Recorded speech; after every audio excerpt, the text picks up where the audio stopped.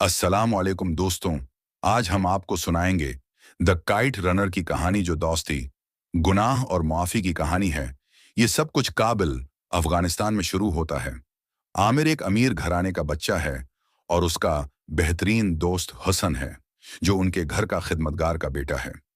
आमिर और हसन बचपन के दोस्त हैं, मगर मुआशरती फ़र्क उन्हें अलग कर देता है। आमिर हमेशा अपने वालिद बाबा की तोजा चाहता है।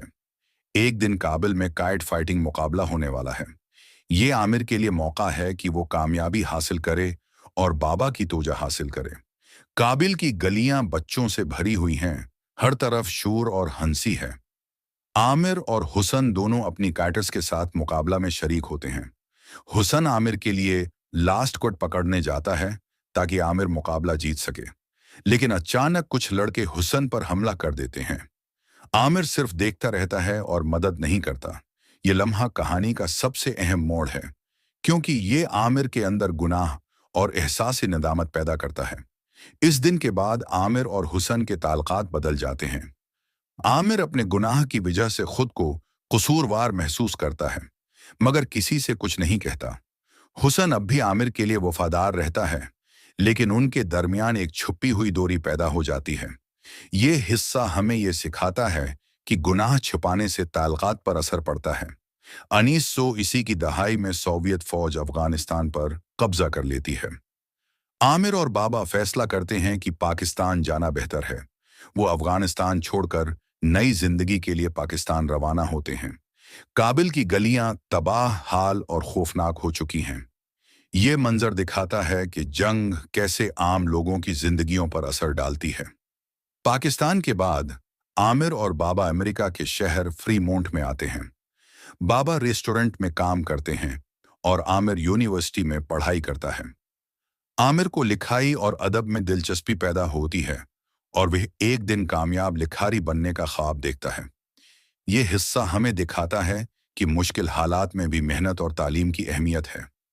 आमिर यूनिवर्सिटी मुकम्मल करता है और एक कामयाब लिखारी बन जाता है। वो सोराया से मोहब्बत करता है और आखिरकार शादी कर लेता है, लेकिन उसके दिल में हमेशा हुस्न और गुनाह की यादें रहती हैं। ये हमें सिखाता है कि माजी की यादें और फैसले मुस्तकबल पर असर डाल सकते हैं। एक दिन आमिर को पुराना दोस्त रहीम खां फोन करता है। आमिर, एक मौका है कि तुम दोबारा अच्छे इंसान बनो और अपने गुनाह का इजाला करो। आमिर जानता है कि हसन का बेटा सहराब अफगानिस्तान में खतरनाक हालात में है। ये आमिर के लिए इजाला और माफी का मौका है। आमिर तालिबान के जेर कंट्रोल काबुल वापस जाता है। शहर तबाह हाल है, हर तरफ खौफ और होलनाक मनाजर हैं। ये मंजर हमें दिखाता है कि जंग और सियासी हालात लोगों की जिंदगी को किस तरह बदल देते हैं। आमिर सहराब को यतीम खाने में ढूंढ आता है। सहराब खौफजदा और मजलूम है। आमिर उसे यकीन दिलाता है कि वो उसे महफूज ले जाएगा। ये हिस्सा हमें सिखाता है कि बच्चों की हिफाजत और हमदर्दी अहम है।